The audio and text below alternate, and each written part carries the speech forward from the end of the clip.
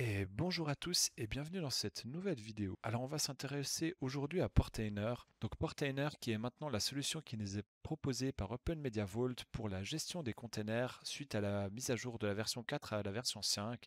Donc il n'existe plus de Docker GUI proposé par Open Media Vault comme plugin, mais on nous propose d'installer Portainer. Alors j'aime pas trop l'installation de Portainer directement depuis l'interface web, car en fait par défaut il n'aura pas de dossier pour le stockage des configurations, donc je vais préférer une installation en ligne de commande afin de pouvoir stocker et enregistrer nos paramètres. Vous pouvez l'installer depuis là, vous allez pouvoir gérer vos containers, mais si vous supprimez les containers et que vous les redémarrez, vous aurez perdu vos configurations vu qu'elles auront été stockées dans le container en lui-même. Donc pour l'installation, on peut aller sur le site de Portainer dans Installation. Et la première ligne de commande qui nous est proposée va nous servir à démarrer notre service et à ajouter le dossier pour le stockage des données. Donc on va reprendre notre connexion en SSH et on va venir coller notre ligne de commande. Ici, le dossier qui nous est proposé, c'est Portainer Data, donc évidemment qui ne match avec rien. On va venir stocker ici dans Shared Folders Docker toutes nos configurations. Donc on n'a actuellement rien à ce niveau-là. Donc on copie ce chemin-là, on colle ça là. Voilà, donc dans Docker, et on va venir mettre Portainer. Voilà, donc on va démarrer le container Portainer sur les ports 8000 et 9000, portant le nom de Portainer. Il redémarrera toujours. Ceci sert à la connexion sur le daemon au fait de Docker, donc vous ne devez pas toucher ça. Et puis ici, le volume pour le stockage des données. Donc on fait Enter, l'image n'existe pas, elle va être téléchargée. Et d'un instant à l'autre, on voit notre dossier Portainer qui est venu se créer et qui comporte maintenant quelques fichiers de base de données. On va se rendre sur l'interface web de Portainer. Voilà, donc on va maintenant devoir configurer l'administrateur de Portainer. Donc ici, on a l'utilisateur admin qui m'est suggéré par défaut. Je crois que c'est dû au cache. Je ne crois pas que vous aurez, vous, l'utilisateur admin suggéré. Et donc on va mettre un mot de passe. Donc on va mettre mot de passe 2. Ici, on nous demande où est-ce que l'on souhaite se connecter. On va tout simplement venir cliquer sur local pour gérer l'endpoint qui se trouve en local et on fait connect. Donc nous voilà sur notre interface de Portainer. On va venir sélectionner l'endpoint que l'on souhaite gérer et on va pouvoir ici venir gérer tous nos containers Docker.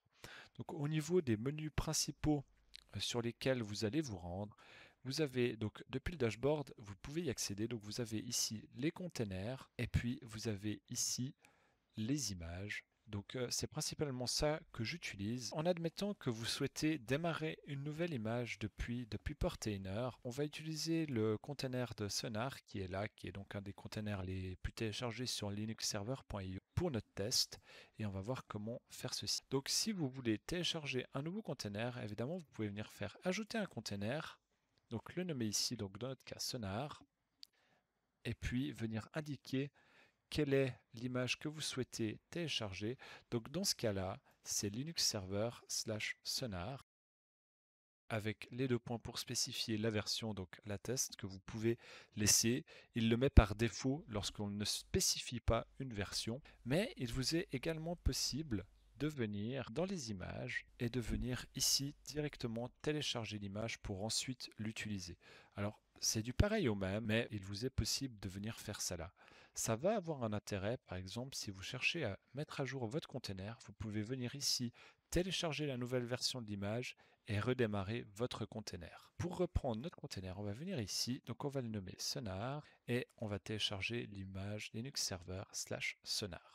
Donc au niveau des configurations, à la différence de Open Media Vault GUI où il nous suggérait les ports et les dossiers mappés, on ne va pas avoir ce retour-là dans Portainer. Donc soit vous vous fiez à la documentation qui est fournie par le maintainer du container, mais il vous est également possible, si vous avez déjà téléchargé l'image, donc on va le faire maintenant pour Sonar pour la démonstration, il vous est également possible donc de venir chercher directement dans l'image quels vont être au fait les dossiers et les ports exposés.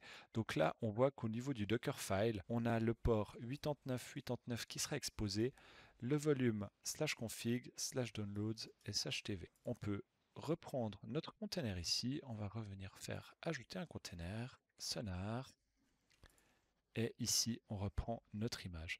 Donc on sait maintenant que le port au travers du Docker Expose et de la documentation qui nous est fourni correspond au port 8989. Donc il va tout d'abord falloir faire le mappage des ports si vous ne vous mettez pas en connexion haute. Donc on va venir ici faire publier un port et ici donc on va stipuler quel sera le port côté haute. Donc on va laisser le port 8989 et puis ici quel sera le port côté container. Donc évidemment celui-là c'est le port 8989. Si vous voulez changer, vous pouvez évidemment changer le port côté haute et généralement laisser tel que suggéré le port côté container. Donc ici, il s'agit d'UDP, donc on peut laisser ça comme ça. On n'a pas à enregistrer ou quoi, il garde automatiquement si on fait ajouter. Évidemment, lorsqu'il y a plusieurs ports, vous pouvez venir ici, configurer tous les ports qui seront nécessaires au fonctionnement. Et on va venir ensuite configurer les volumes. Ici, ça va être ce qui nous est demandé pour les configurations, le dossier TV et le dossier Downloads. Donc, on va venir ajouter notre nouveau volume et ici donc dans container il va pas falloir sélectionner volume mais il va falloir sélectionner bind, donc ce qui va mapper un dossier de votre hôte sur un dossier du container. On sait qu'il nous est demandé un dossier TV, config et downloads, donc on va venir mapper ça. Donc côté container on aura un dossier /config qui va venir dans notre cas par exemple mapper sur un dossier Docker. Alors, vu qu'on avait déjà démarré Sonar, on peut venir rechercher évidemment ce qu'on avait déjà configuré. Donc, il était ici. Donc, on peut récupérer ce chemin-là et on va lui indiquer de mapper donc le dossier /config sur le dossier config de notre hôte. Et évidemment, on va faire ça pour chaque dossier, donc /tv, qui va du coup revenir dans notre dossier share media série. Donc, à nouveau en bind. Et puis, on va venir ici, /downloads, à nouveau en bind. Voilà, donc on a configuré le port de notre container, on a configuré ces dossiers. Dans Network ici, on se met en bridge, ce qui va nous permettre de faire un mappage de port. Si vous vous mettez en node, vous n'avez évidemment pas besoin de stipuler ça, vu que votre container va directement exposer tous ces ports. Donc c'est parfois demandé par certains containers d'être configurés en host, donc hôte. Vous pouvez venir régler ça ici. Donc paramètres d'environnement, c'est dans le cas où le container vous demande de stipuler certaines variables d'environnement. Donc dans notre cas ici, on a les variables d'environnement PUID, PGID, la time zone que je n'utilise jamais, donc on ne va pas l'utiliser cette fois-ci. Donc on va venir ajouter une variable d'environnement. Ici, quel est le nom de notre variable? Donc dans notre cas, on voit que c'est PUID. Et puis on va lui donner la valeur qui correspond à notre PUID. Donc généralement pour le premier utilisateur, c'est 1000. On va ajouter une nouvelle variable d'environnement qui est PGID et celle-ci sera de 100. Donc on a configuré ici le PUID et le PGID avec les variables d'environnement. Les labels ici, vous pouvez ajouter des labels. Ça sert donc à portainer, ça n'a pas d'importance ici. Vous pouvez ici définir quels sont les comportements lors du redémarrage. Donc ça correspond ici à Restart Unless Stopped. Donc on va mettre ici Unless Stop. Runtime and Resources, vous n'avez pas besoin de toucher, vous pouvez tout simplement laisser tel quel. Parfois il arrive qu'un container demande le mode privilégié. Vous pouvez venir définir ça ici. Et Capabilities, vous pouvez également laisser tel quel. Donc on a à présent configuré notre container Sonar. On va pouvoir le démarrer. Pour les ports à nouveau, on voit ici qu'il y a une option Publish All Exposed Network Ports to Random Host Port. Je ne vous conseille pas de cocher cette case car il va exposer donc les ports du container sur des ports hôtes aléatoires. Donc vraiment faites le mappage vous-même. On va déployer ce container et normalement notre container a correctement démarré et si on clique ici, il va essayer d'ouvrir ce port mais on voit qu'on a une erreur vu que l'adresse IP ici est fausse. On va juste corriger ça. Et nous voilà directement dans notre Sonar. Donc on voit que notre container a bien démarré, qu'il a récupéré ses paramètres, etc. et que tout fonctionne à présent correctement. Donc voilà rapidement pour la configuration et le démarrage d'un container directement depuis Portainer. Si vous avez maintenant des modifications à y faire ou pour de la gestion, vous pouvez venir ici donc dans Container, sélectionner le container qui vous intéresse. Donc par exemple dans mon cas, je vais prendre Sonar. Et si vous devez le modifier, vous pouvez faire venir ici Duplicate et Edit. Et par exemple dans mon cas, j'aimerais par exemple changer le port d'écoute sur mon node. Donc au lieu de 89, j'aimerais 89,90. On va redéployer le container. Il nous dit qu'un container portant ce nom-là existe déjà. Portainer va pouvoir automatiquement le supprimer et le recréer. Est-ce que vous voulez continuer? On va faire replace, donc il va enlever l'ancien container qui portait le nom de Sonar et recréer le nouveau container.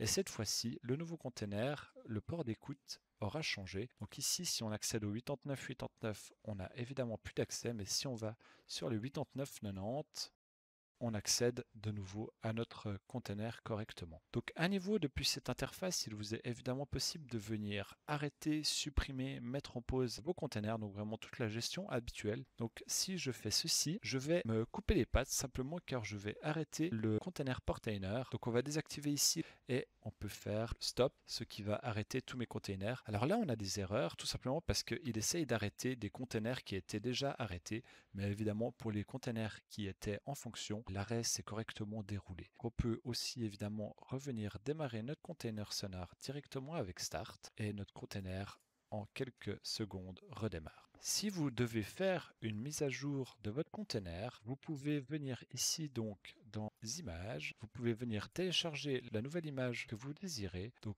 dans ce cas-là, c'est Linux Server /sonar 2.latest. Donc on voit qu'on a de l'autocomplétion. Il sait quels sont les containers qui existent et il nous les suggère par défaut. Donc on reprend notre sonar, on va faire pull image. Donc là le téléchargement est extrêmement rapide vu que le container a déjà été téléchargé dans sa dernière version, mais on aurait ici donc la nouvelle version de notre container sonar. Maintenant qu'on a téléchargé la nouvelle version de notre container, on peut revenir dans notre container, dans sonar, on va faire éditer et dupliquer. Et tout simplement, vous pouvez venir faire déployer le container car il va automatiquement utiliser au fait la dernière image que l'on a spécifiée et le container aura été mis à jour. Ce qui peut arriver, c'est que certains containers vous demandent de stipuler des paramètres d'exécution, donc d'ajouter des commandes d'exécution à la suite du démarrage du container. Donc au niveau de ce que ça représente, ce qui est parfois demandé, c'est après le nom, ici, vous avez par exemple une nouvelle commande, par exemple generate ou connect ou quelque chose comme ça. Ça peut être mis au fait dans le container, dans l'édition, et vous pouvez venir ajouter ici la commande qui est demandée et à nouveau déployer votre container et tout redémarrera en exécutant la commande que vous avez stipulée. Donc voilà, c'est tout pour cette rapide petite démonstration de Portainer. J'espère que ça vous aura aidé à démarrer avec ce nouvel environnement. Donc évidemment, vous voyez, on n'a fait que 2 menus sur toute la série qu'il y a. Je vous laisse un petit peu aller découvrir le reste, mais Portainer c'est vraiment un outil extrêmement puissant. Mais voilà, au niveau des configurations de base, de ce que vous avez besoin pour gérer facilement vos quelques containers, vous pouvez normalement démarrer. Alors voilà, j'espère que cette vidéo vous a plu. Si c'est le cas, n'hésitez pas à mettre un petit like, un commentaire, et puis je vous dis à la prochaine. Ciao ciao.